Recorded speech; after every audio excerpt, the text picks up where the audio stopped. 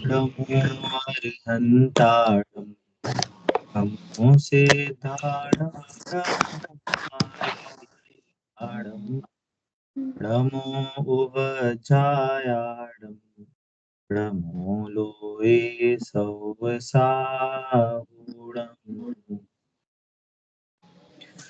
हम मंगल शासन का जो कोर्स है, मंगल शासन 2, उसको पिछली बार हमारा कंप्लीट नहीं हो पाया था। उसके लिए मैं आप सभी से क्षमा चाहता हूँ, पर हम ट्राई करेंगे, इसको हम निर्विघ्न समाप्ति करेंगे इसकी, है ना। और अमिता भी लेफ्ट हो गई। अच्छा आ हाँ, गई। आ जाएगी। और हम ट्राई करेंगे कि इसमें हम ज्यादा से ज्यादा पार्टिसिपेशन हो।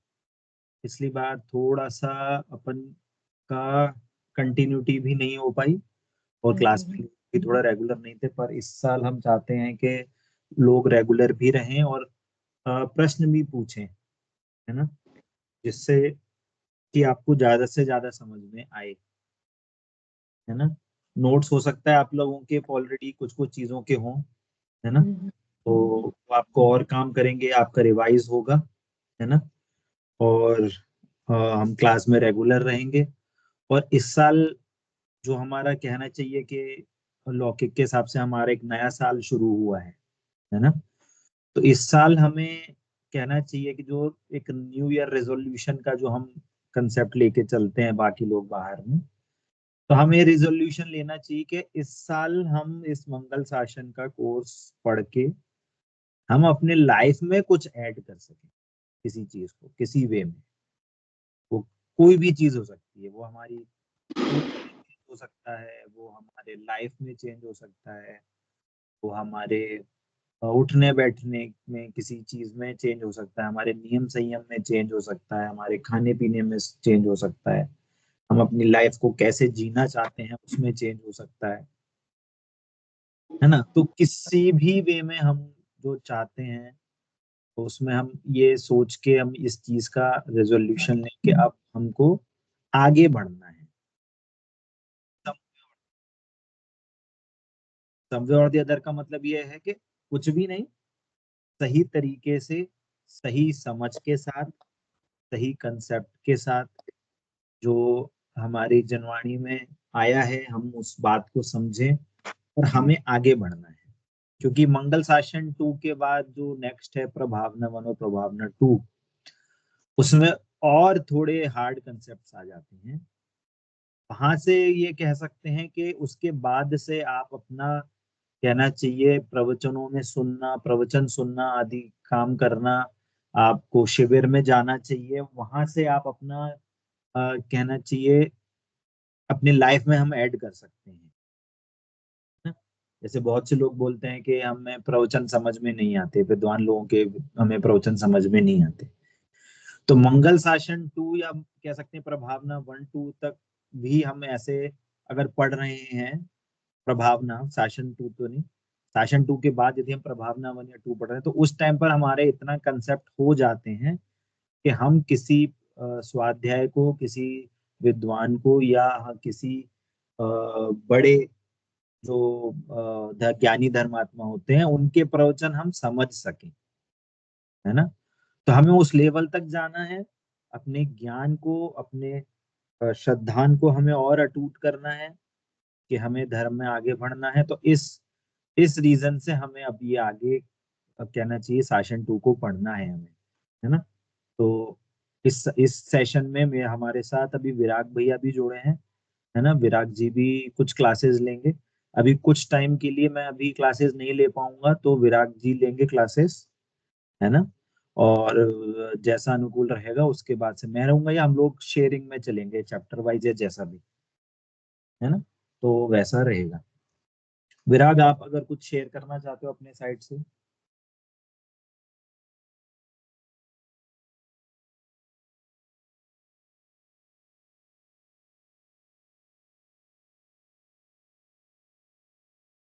आपकी आवाज नहीं आ रही।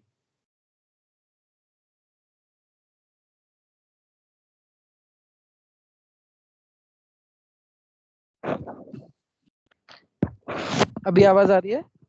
हाँ, अब आ रही है। हाँ हाँ। बस मुझे और कुछ विशेष तो ऐड नहीं करना है, बस जो भैया ने बताया कि रेगुलरली और नियमित रूप से क्लास हम ज्वाइन करेंगे, तो जो एक एक करके हर एक क्लास मतलब में जो जो भी पढ़ाया जाएगा, तो उसको उसको मिला मिला करके ही जो हमारा मतलब पूरा ज्ञान है वो वृद्धि को प्राप्त करेगा। तो इसमें बस मेन यही है कि कंसिस्टेंटली और नियमित रूप से हम क्लास को मतलब ज्वाइन करते रहें। बस और विशेष तो कुछ और ऐड नहीं करना था। मेरा भी कैमरा ठीक नहीं है लैपटॉप का, इसलिए मैं वीडियो ऑन नहीं कर पा रहा हूँ। पर ठीक है। जी, आप विराग, आप कुछ लेना या कुछ पढ़ाना चाहते हो, कोई चीज या कुछ? अ, मतलब जो अपना मंगल शासन 2 है, तो उसका ही करिकुलम से स्टार्ट करने का विचार था मेरा हाँ, अभी ऐसे। हाँ, कर सकते हैं। वो क्योंकि अभी रिकॉर्डिंग भी है, हाँ रिकॉर्डिंग हम रखेंगे इसकी, और रिकॉर्डिंग शेयर कर देंगे, जिससे कि अगर अगर कुछ कंसेप्ट, अगर यदि या कुछ चीज हमारे अभी चालू होती है, तो लोगों का फिर कंसिस्टेंसी आ जाएगी, लोगों को और ठीक बोलेंगे ठीक है। कि क्लास चालू हो गई है, और लोगों को और जोड़ने की कोशिश करेंगे। ठीक है, तो फिर हम मतलब शुरुआत करते हैं। और भैया आप भी चाहें तो आप शुरू मतलब अभी आप अवेलेबल हैं तो आप भी ले सकते हैं फिर नहीं, अगले क्लास से। आप शुरू ठीक है, करें। ठीक है। मैं ये एक सेकेंड पीडीएफ में डाउनलोड कर रहा था।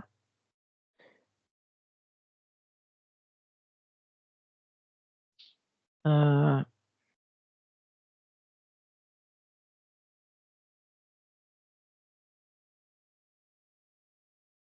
हाँ,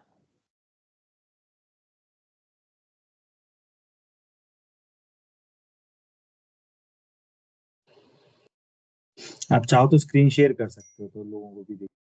हाँ बिल्कुल, मैं स्क्रीन शेयर शुरुआत करता हूँ, एक सेकेंड।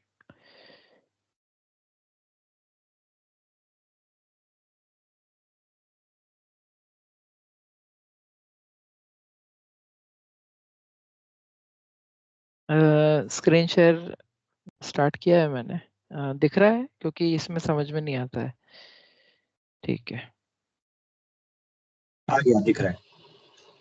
ठीक है, बढ़िया। तो मंगल शासन द्वितीय भाग है ये। तो पहले तो मेरा एक प्रश्न था कि जो मतलब हमारे क्लास के जो जो भी विद्यार्थी हैं, तो ये मतलब आप लोग पहले शासन एक मतलब पढ़ के आए हैं या फिर नए रजिस्ट्रेशंस हैं ये वाले भाग में? क्योंकि इस भाग के जो टॉपिक्स हैं वो आपको आकर्षित मतलब कर रहे थे, तो जो जो भी है मतलब हमारी क्लास में, तो आई थिंक अभी तो सिर्फ अमिता जी और आई थिंक आपका नाम इसमें नहीं है विजिबल। मैं सुनैना हूँ। अच्छा, हाँ जी, सुनैना जी। तो हम्म, आप पहले भी पिछले साल भी थे मतलब मंगल हाँ विद्यापीठ से जुड़े हुए? हाँ हाँ जी मैं भैया, हम लोग शुरू से ही एडेड हैं, शुरू से ही अच्छा, जुड़े हुए हैं मंगल प्रज्ञा वन से। अच्छा, बहुत अच्छा, बहुत सुंदर। तो मंगल शासन भाग 1 और मतलब जो इससे पहले वाले मंगल प्रज्ञा है, वो सब एक आपका तो क्या, मतलब दो अधूरा है। दो अधूरा है। अच्छा, एक्चुअली क्या, विराग, पिछली बार थोड़ा सा ना डिसकंटिन्यू हो गया था, तो इसलिए मैंने वापस से इसको कंप्लीट करने के लिए इसको वापस से लिया है, और ये हम लोग के पुराने स्टूडेंट्स ही हैं स्टार्टिंग से, तो ठीक ठीक उन्होंने है, आधा पढ़ा हुआ है, ये कह सकते हैं ना। बट हम्म, फिर से भी करेंगे तो एटलीस्ट ये है कि उन लोगों को रिवाइज हो।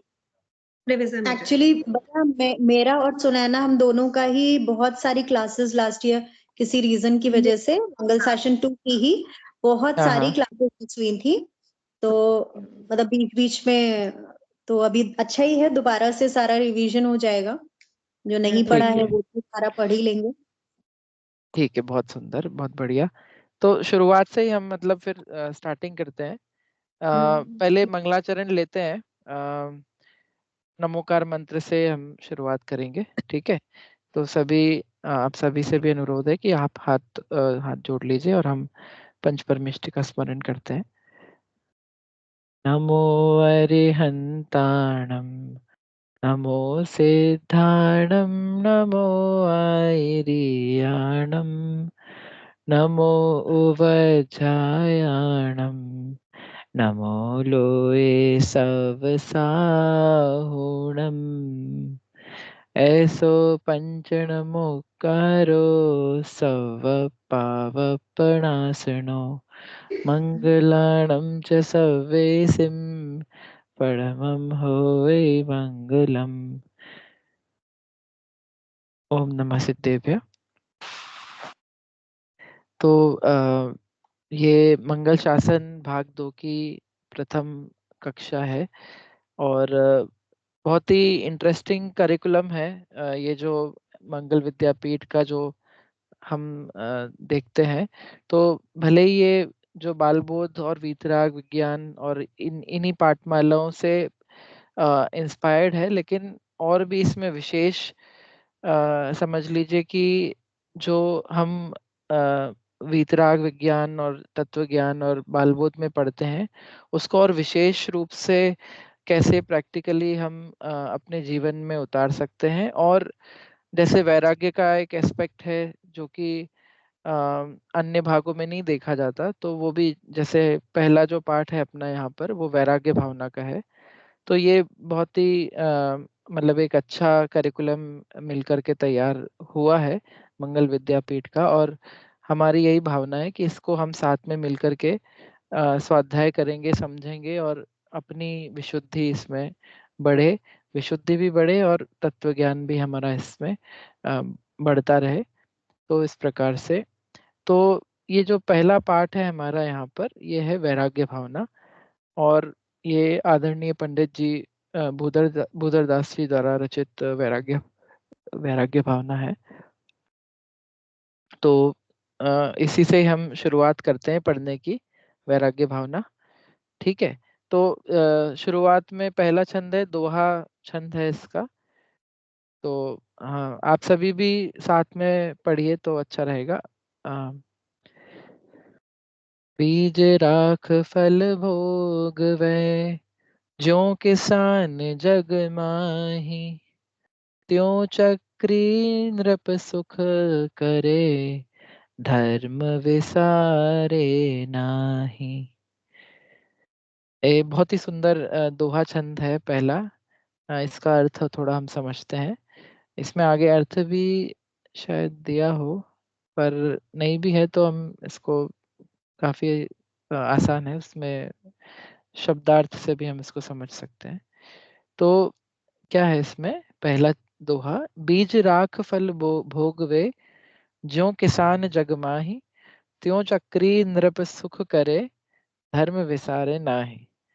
तो संसार में कैसा देखा जाता है कि जो किसान होते हैं, जो हमारे लिए अन्न पैदा करते हैं, तो किसान क्या करते हैं कि भाई कोई भी फसल वो बोते हैं, कोई भी फसल, चाहे वो गन्ने की हो या गेहूं की हो, चावल हो, तो क्या करते हैं वो कि वो बीजों को जमीन में, खेत में बो देते हैं, और वो बीज फिर जो भी उसकी साइकिल है, पूरे एक सीजन में वो पूरी फसल उगती है, और फिर उसको फसल को काट करके किसान उसको बेच करके अपनी आजीविका करता है ना। तो इस प्रकार किसान करता है।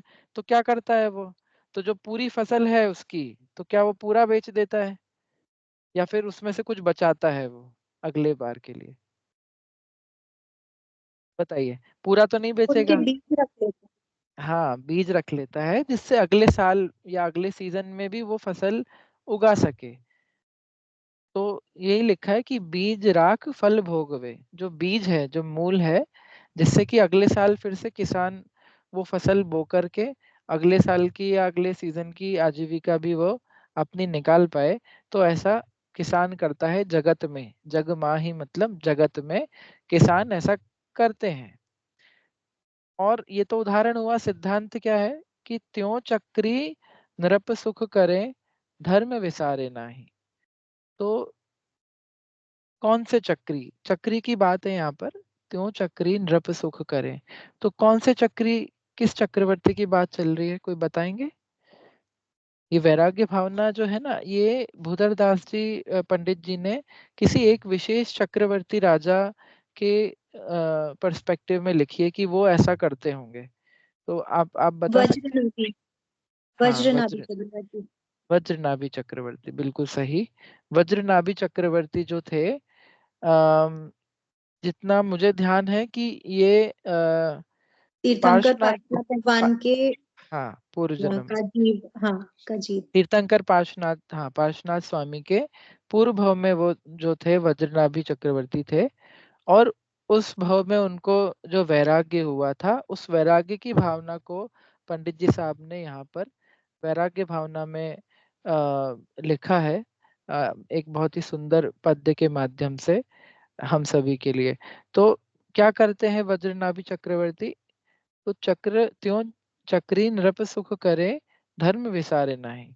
तो जैसे वो बीज को रखता है किसान, तो वैसे ही जो हमारा लौकिक सुख या पारलौकिक सुख, उसका बीज क्या है? वो धर्म है। धर्म के बिना समझ लो लौकिक सुख तो मिल ही नहीं सकता, और पारलौकिक सुख के लिए तो धर्म की अत्यावश्यकता है। उसके बिना तो पारलौकिक सुख बिल्कुल असंभव है। तो ऐसे जो बीज रूप सुख के बीज रूप धर्म को चक्रवर्ती हमेशा रखते हैं। कहाँ रखते हैं? अपने अंतरंग में, अपने अंतरंग में, अपनी परिणति में रखते हैं। और इस प्रकार से वह भले ही बाहर के भोग भोगते हुए देखे जा सकते हैं कि भाई उनके इतनी इतनी विभूतियां हैं, इतनी रानियां हैं, इतने विशाल साम्राज्य है, लेकिन उसके बावजूद जो धर्म है वो अपने अंतरंग से विसारे ना ही, विसारे मतलब भूलते नहीं है। तो इस प्रकार से ये इसका दोहा हमने पढ़ा। अब हम आगे इसमें पढ़ते हैं। इसका बहुत ही सुंदर एक वैराग्यमय इसकी राग है, उसी राग से हम इसको लेते हैं। एह विधि राज करे नर नायक, भोगे पुण्य विशाला, सुख सागर में रमत निरंतर, जात न जान्यो काला। एक दिवस शुभ कर्म संयोगे, क्षेमंकर मुनि वंदे, देखी श्री गुरु के पद पंकज, लोचन अलियानंदे। हाँ, तो यहाँ पर पहला जोगी रासा छंद है, इसको नरेंद्र छंद भी कहा जाता है। तो इसमें क्या कहते हैं पंडित जी कि इह विधि राज करे नर नायक, भोगे पुण्य विशाला। तो जो चक्रवर्ती थे, वज्रनाभि चक्रवर्ती, वह इस प्रकार राज्य करते थे। किस किस प्रकार राज्य करते थे? नर नायक, नर नायक मतलब राजा को ही कहेंगे। नर मतलब मनुष्य, नायक मतलब उनके सुप्रीम या उनमें जो सबसे उनके जो लीडर हैं उसको नर नायक कहा जाएगा। तो नर नायक मतलब राजा। तो जो वज्रनाभि चक्रवर्ती थे वह इस प्रकार से राज्य करते थे और विशाल पुण्य को भोगते थे। चक्रवर्ती जो जीव हैं उनको कहा है कि जो मनुष्य गति के जो इंद्र हैं वो चक्रवर्ती हैं। तो इस प्रकार से वह बहुत विशाल पुण्य को भोगते हैं और सुख सागर में रमत निरंतर, जात न जान्यो काला। सुख के सागर में रमण करते हुए या फिर आनंद लेते हुए निरंतर जो समय है वो बीतता गया और पता भी नहीं चला। कभी भी आपने नोटिस किया होगा ऐसा कि जो अच्छा समय होता है वो जल्दी निकल जाता है ना? और जो दुख की घड़ियां होती है वो ऐसा लगता है कि एक एक पल भी जीना भारी पड़ रहा है।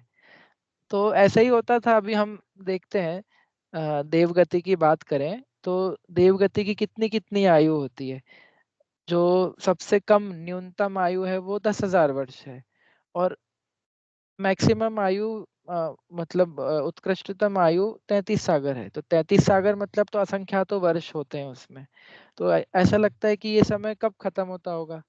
लेकिन जो देव उन आयु को लेकर के और ऐसे निरंतर सुख के भोगों से घिरे हुए रहते हैं, वही भोगते हैं, तो उनके लिए वह समय मतलब समझ लीजिए हजारों वर्ष तो ऐसे ही निकल जाते हैं उनके। जैसे अपने एक साल या एक महीना निकलता है। तो ऐसे निरंतर उनका जो चक्रवर्ती थे वो भी एकदम देवोपनीत भोगों के धारी थे, तो उनका भी समय ऐसे निकलता जा रहा था। फिर क्या हुआ, एक दिवस शुभ कर्म संयोगे, मतलब अच्छे कर्म के उदय से, क्षेमंकर मुनि वंदे, एक मुनिराज आए नगर में। कौन से मुनिराज थे? क्षेमंकर मुनिराज। और उनको चक्रवर्ती ने उनको उनसे उनके दर्शन किए, उनका वंदना करी, और देखी श्री गुरु के पद पंकज, लोचन अली आनंदे। और मुनिराज के पद पंकज मतलब चरण कमल, जो जो भी श्रेष्ठ पुरुष हैं हमारे पंच परमेष्ठी हैं, तो उनके चरणों को काय की उपमा देते हैं? पंकज की या कमल की उपमा देते हैं। तो उनके चरण कमल के दर्शन करके लोचन अली आनंदे, तो जो भक्त हैं, जो मुनिराज के चरण देख रहे हैं, वो भक्त की जो आंखें हैं उसको उपमा दी है अली की। अली मतलब क्या होता है, कोई बताएंगे? लिखा है ना अली, तो अली मतलब क्या क्या होता है? लोचन अली आनंदे, व्हाट इज अली? देखकर हाँ बोलिए, कोई भी बताइए। भंवरा। सुनैना जी। हाँ, भवरा, भवरा होता है अली मतलब। तो जैसे भवरा जो होता है वो कमल को देख करके एकदम प्रसन्न हो जाता है, मतलब उसमें कमल के अंदर से उसको सुख प्राप्त होता है, वैसे ही श्री गुरु मुनिराज के चरण कमल देख करके जो भक्त हैं उनके लोचन, लोचन मतलब होते हैं नेत्र, आंखें, तो उनकी आंखें रूपी जो अली हैं या भंवरे हैं, वो बहुत ही प्रसन्न हो जाते हैं, है ना। तो इस प्रकार की यहाँ पर उपमा दी गई है। ऐसे ही अपने को भी सोचना चाहिए, जब भी हम सुबह उठ के मंदिर जाते हैं, भगवान के दर्शन करते हैं, तो भगवान के चरण कमल को देख करके क्या हमको भी उसी प्रकार की प्रसन्नता होती है कि जिस प्रकार की प्रसन्नता किसी भंवरे को कमल को देखकर होती होगी?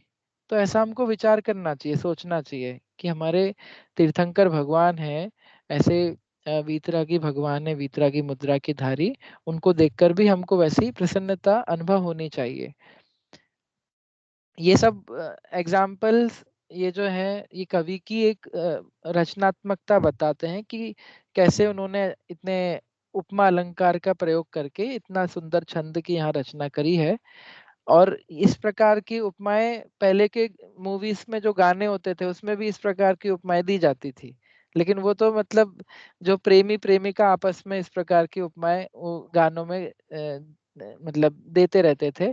लेकिन ये तो पारलौकिक यहाँ पर वैराग्य की बात चल रही है, तो इसको हमें समझ लीजिए फीलिंग की बात है। फीलिंग किस प्रकार की आ रही है हमको, कहीं ऐसा तो नहीं कि जितना हमको संसार में मजा आ रहा है बाकी चीजों में हमको आनंद फील होता है, और वहां मंदिर में जाकर बिल्कुल नीरस हो जाते हैं, वहां पर ऐसा नहीं लगता कि ये देखो आज इतना पुण्य का उदय, आज हम भगवान के दर्शन कर रहे हैं। तो इस प्रकार की भावना, वो चीज एक रूटीन में यदि बदल जाती तो वो हमारे अंदर की फीलिंग चली जाती है उसके अंदर से। जब भी हम भगवान के दर्शन करें तो इस प्रकार से थोड़ा हमको चिंतन करना चाहिए साथ में कि क्या हमको वास्तव में मतलब उतनी खुशी मिल रही है भगवान के दर्शन करके कि जिस प्रकार की प्रसन्नता ज्ञानी जनों को होती है। ऐसा आदरणीय पंडित जी मनीष जी जो है मेरठ वाले, तो कई पंच कल्याणकों में ये विषय लेते हैं वो, क्योंकि पंच कल्याणक वो स्थान है, वो एक कार्य है जिसमें एक जो पाषाण की मूर्ति है वो भगवान बन जाती है। वो पांच मतलब प्रक्रिया जो पांच कल्याणक होकर के वो हम सभी मतलब जितने भी जैन हैं हम सभी के द्वारा पूज्य हो जाती है।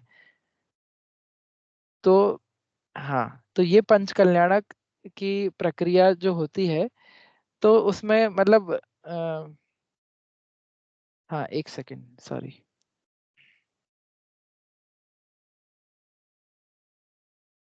एक सेकंड। हाँ सॉरी, मैं ये बोल रहा था कि पंच कल्याणक के अवसर पर ये विषय लेते हैं पंडित जी साहब कि मंदिर ये जो जिन प्रतिमा है उसकी क्या महत्ता है, मतलब जो मंदिर में मंदिर को भी समो शरण की उपमा दी, और जो मंदिर में विराजमान जिन प्रतिमा है उसको साक्षात तीर्थंकर भगवान के समकक्ष कहा है।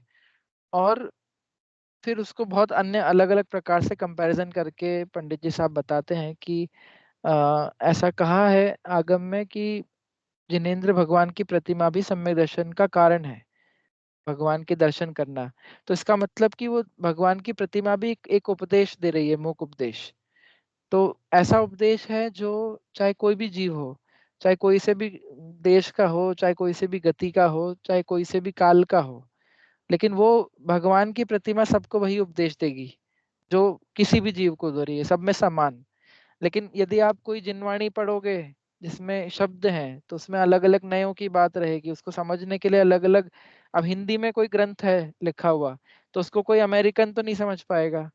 कोई ग्रंथ लिखा हुआ है यदि प्राकृत भाषा में तो हम लोगों भी समझने में उसमें दिक्कत आएगी। तो ये जो भाषा की जो डाइवर्सिटी है, अलग अलग भाषाएं हैं, तो ये भाषा की प्रॉब्लम भगवान के द्वारा दिए गए उपदेश में नहीं होती। जो उनको देख करके जो हमको उपदेश मिलता है उसमें वो नहीं है, वो उनका उपदेश अभाषी है, चाहे कोई भी जीव हो सबको वही उपदेश मिलता है। तो इस प्रकार हमने थोड़ा ये एक भक्ति का स्वरूप हमने देखा कि किस प्रकार होनी चाहिए, और जिनेंद्र भगवान की या जिन प्रतिमा की भी क्या विशेषता है वो हमने समझा। तो यहाँ पर एक ये चित्र दिया है, इसमें लिखा है कि यह विधि राज करे नरनायक। तो चक्रवर्ती राजसभा में राजाओं के समक्ष विराजमान है, जो बीच में है, और 32,000 मुकुटबद्ध राजा हाथ जोड़कर और अपना मान छोड़कर चक्रवर्ती की सेवा करते हैं। जो पूरे 6 खंड के अधिपति होते हैं चक्रवर्ती महाराज, और 32,000 32,000 मुकुटबद्ध राजा उन चक्रवर्ती की सेवा में रहते हैं। तो इस प्रकार के विशाल राज्य के वो मतलब इस विशाल साम्राज्य के वो अधिकारी होते हैं, है ना। अब आगे हम पढ़ते हैं तीसरा। हाँ, आप में से कोई पढ़ना चाहेंगे तो मतलब आप भी पढ़ सकते हैं, क्योंकि ये इसकी सिंपल ट्यून है एकदम, तो आप भी पढ़ सकते हैं, तो हमें भी अच्छा लगेगा।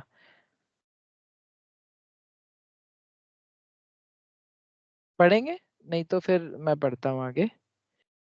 एक बार ये वाला और ले लेता हूँ, फिर और आपको थोड़ा राग भी और शायद समझ में आए। तीन प्रदक्षिण दे शिर नायो, कर पूजा थुति कीनी, साधु समीप विनय कर बैठ्यो, चरणन में दिठी दीनी। गुरु उपदेशो धर्म शिरोमणि, सुन राजा वैरागे, राज रमावनिता दिक जे रस, तेरस बेरस लागे। हाँ, तो क्या हुआ, क्षेमंकर मुनिराज महाराज चक्रवर्ती महाराज को मिले, उनकी वंदना करी, उनको देखकर प्रसन्न हुए। फिर क्या किया, चक्रवर्ती थे तो क्या मतलब सामने जाकर बैठ गए, नमस्कार नहीं किया होगा, ऐसा नहीं। भले ही चक्रवर्ती को नरनायक कहा है, लेकिन जो मुनिराज हैं वो पंच परमेष्टि में आते हैं, साधु परमेष्टि। तो चाहे कोई भी देव हो, इंद्र हो, या फिर मनुष्यों का जो इंद्र चक्रवर्ती हो, उन सभी से उच्च उत्तम श्रेणी वाले जो हैं वो मुनिराज होते हैं। उन सभी, ये सभी जो जीव हैं संसारी, उनके सामने नतमस्तक होते हैं, है ना। हम ये बात हमको कैसे पता लगती है कि भाई साधु परमेष्टि सबसे महान है? तो सबसे अच्छा मूल जो अपना बाल बोध भाग 1 में जो हम पढ़ लेते हैं वो क्या है, चत्तारी मंगल पाठ। तो उसमें क्या आता है, चत्तारी लोगोत्तमा, अरहंता लोगोत्तमा, सिद्धा लोगोत्तमा, साहू लोगोत्तमा, है ना। तो साधु लोक में सबसे उत्तम है। तो चाहे कोई भी हो, है ना, चाहे वो चक्रवर्ती हो, चाहे कोई तिर्यंश हो, देव हो, वे सभी मुनिराज के चरणों में अपना शीश झुकाते हैं, क्योंकि उनको भी ये भावना है कि हम भी इनके समान बने, मोक्ष मार्ग में आगे बढ़े। तो 3 प्रदक्षिणा दे शरणायो, मुनिराज की 3 प्रदक्षिणा दी और अपना सिर उनके सामने झुकाया।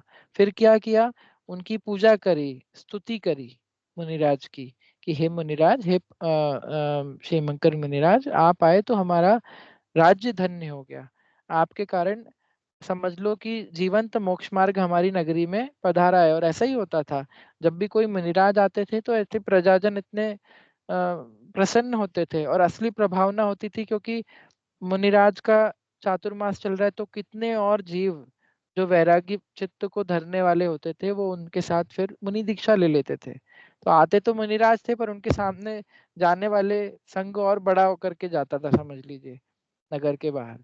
तो इस प्रकार जो जीवंत प्रभावना करने वाले जीवंत तीर्थ नगरी में पधारे हैं, तो ऐसे राजा को बहुत ही प्रसन्नता हुई। फिर क्या किया, साधु समीप विनय कर बैठे हो, तो मुनिराज के सामने बहुत ही विनय से वो बैठे चक्रवर्ती महाराज, और चरणन में दिठी दीनी, मुनिराजों के चरणों में दृष्टि रखी उन्होंने। ऐसा नहीं कि ऊपर देख रहे हैं, ये एक विनय का सिंबल है, विनय का प्रतीक है कि जो हमारे पूज्य हैं तो उनके चरणों में दृष्टि करके हम बैठे हैं। और तो इस प्रकार से राजा ने मुनिराज की विनय की।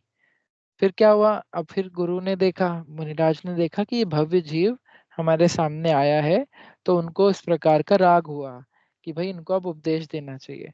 तो गुरु ने राजा वज्रनाभि को उपदेश दिया कि हे धर्म, और धर्म शिरोमणि कहा है यहाँ पे किनको, राजा वज्रनाभि को, क्योंकि पहले से ही वैराग्य चित मतलब वैरागी जैन तो थे ही सही, जैन धर्म के पालने वाले तो थे ही सही, जिन आज्ञा को मानने वाले।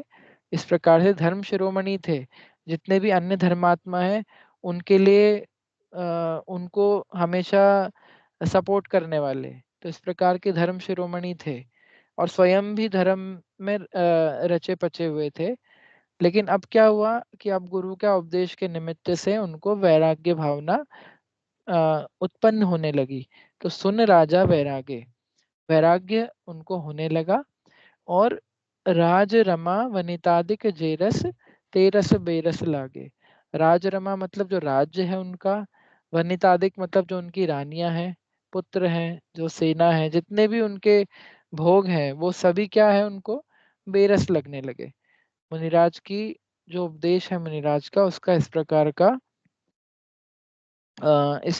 का इफेक्ट होता है एक, कि सब में वैराग्य रस उसमें जगता है, जीवों को जीव जब उनको सुनते हैं तो, है ना।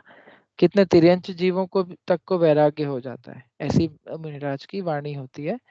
तो सब उनको जो इतना पहले तो ऐसे भोगों में थे कि भाई समय का पता नहीं लगता था, अब वही सब जो भोग हैं वो उनको बेरस लगने लगे। ठीक है, हाँ एक और ले सकते हैं, अभी 4 मिनट और है। अभी आप में से कोई पढ़ना चाहे तो पढ़ सकते हैं। भैया मैं पढ़ूं? हाँ। सूरज कतनी किरणावली, लगत भरम बुद्धि भागी, भवतन भोग स्वरूप विचार्यो, परम धर्म अनुरागी।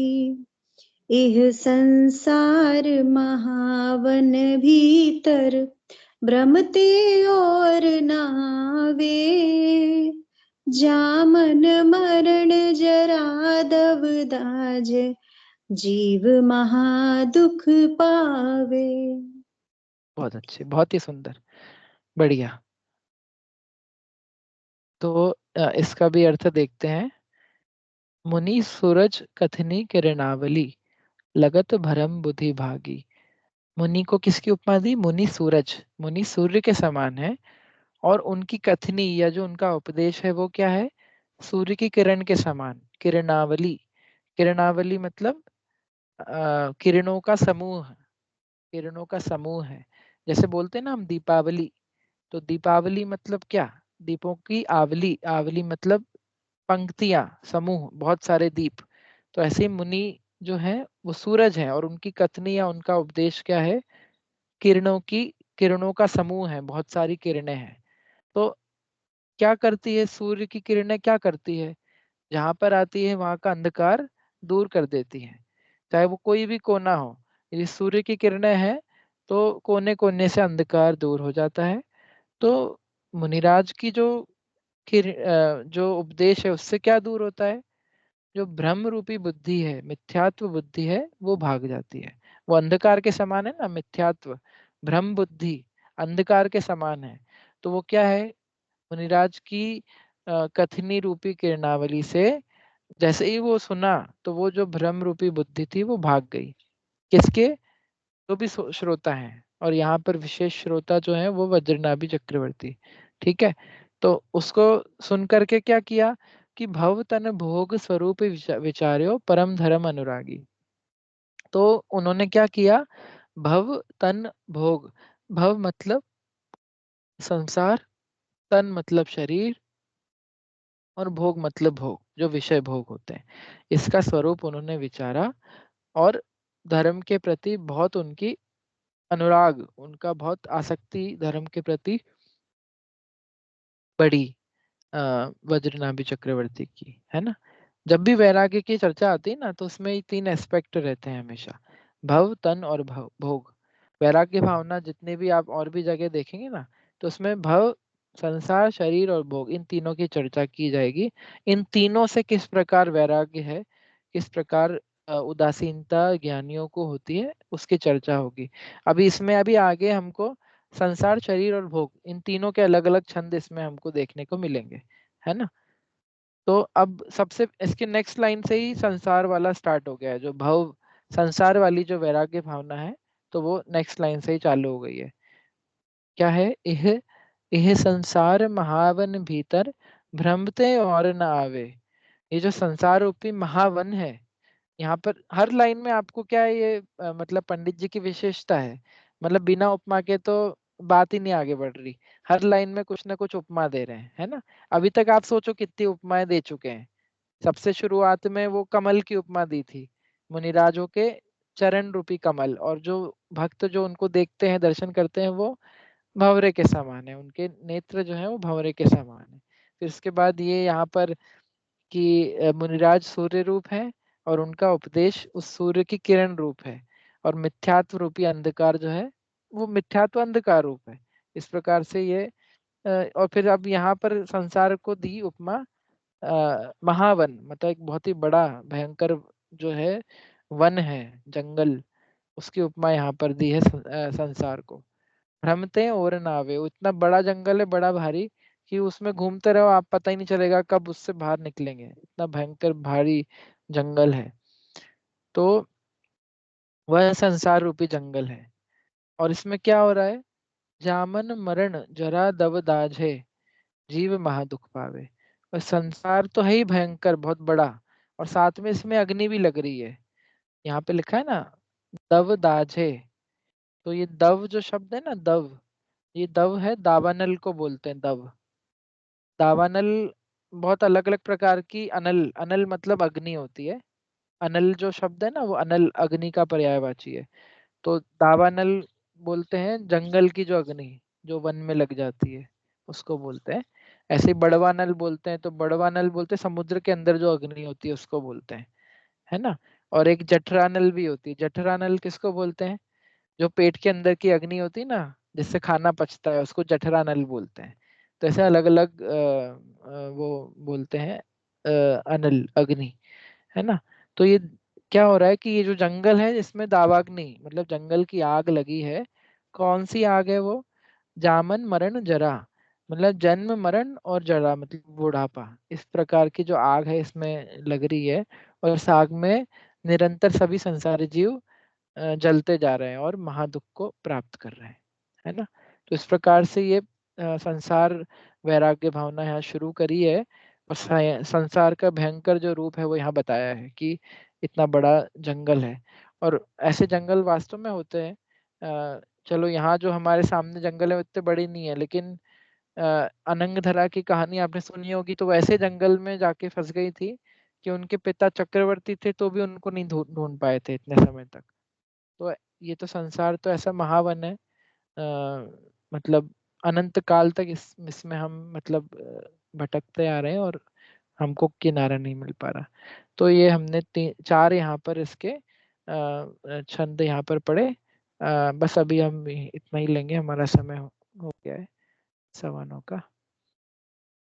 तो आगे से और इसमें ही इसी विषय में आगे हम लेते जाएंगे। और आप दोनों तो आए तो उसके लिए बहुत धन्यवाद के पात्र हैं, और भी हम उम्मीद करते हैं कि और भी सभी लोग आते जाएंगे। ठीक है, तो बस अब यहीं पे हम शॉर्ट में जिनवाणी स्तुति करते हैं। जावाणी के ज्ञान ते सोझे लोकालोक, सो वाणी मस्तक नमो सदा देत हूँ ढोक। जिनवाणी माता की जय हो। अच्छा है आपकी क्लास, आज हम पहली क्लास समाप्त करते हैं। विराग भैया ने भी काफी समझाया। ऐसा नहीं रखना है कि सिर्फ विराग भाई समझा रहे हैं और आपको सिर्फ सुनना है। आपको उनको टोक भी सकते हो, आप उनको रोक भी सकते हो, आप हैंड रेस कर सकते हो। कोई कंसेप्ट नहीं समझ में आया हो, कोई चीज नहीं समझ में आई हो, क्योंकि सुनने सुनने में तो समझ में आ जाता है। पर विराग आप नेक्स्ट क्लास में ऐसा भी रखना है कि नेक्स्ट क्लास में आपको क्वेश्चन भी पूछने हैं उल्टे, जिससे बिल्कुल कि लोगों को इंटरेस्ट आए, इंटरेस्ट वे में, नॉट फॉर ऐसा कि आपको आता है कि नहीं, आपको इंटरेस्ट में विराग भी आप क्वेश्चन भी पूछेंगे। बिल्कुल बिल्कुल, मैं वैराग्य में चला गया था आज, तो मैंने थोड़ा इंटरेस्ट कम कर दिया। हाँ ठीक है। हाँ, तो हाँ इसको बस हम ये, थोड़ा इंटरेस्टिंग बनाएंगे। हाँ हाँ हाँ, विराज जी भैया भी पढ़ाएंगे आपको, तो आपको क्वेश्चन भी पूछना है, नहीं आप नहीं पूछोगे तो वो क्वेश्चन पूछेंगे। ठीक है, चलिए आज हमारी क्लास यही समाप्त होती है। नेक्स्ट क्लास में मिलते हैं मंडे को। ठीक ठीक। ठीक है, जय जिनेन्द्र सभी जय को। जिनेन्द्र। जय जिनेन्द्र। सभी को जय जिनेन्द्र।